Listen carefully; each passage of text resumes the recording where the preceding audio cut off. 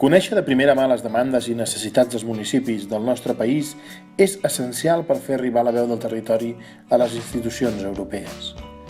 És per això que hem visitat diverses localitats de la comarca del Garraf, Cubelles, Olivella, Canyelles, Sitges i també Vilanova. En cada visita ens han donat una bona rebuda tant representants municipals com entitats locals com mitjans de comunicació i ens han exposat projectes que requereixen finançament europeu o bé ens han explicat les activitats que estan desenvolupant.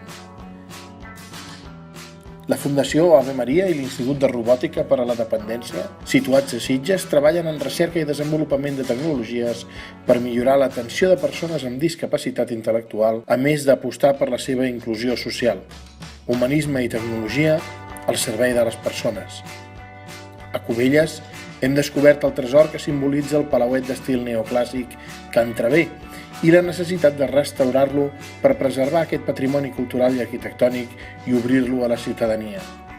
Mentre que a Olivella ens han traslladat les necessitats urbanístiques que té el municipi i la voluntat de millorar els serveis per als vilatans, malgrat les dificultats orogràfiques.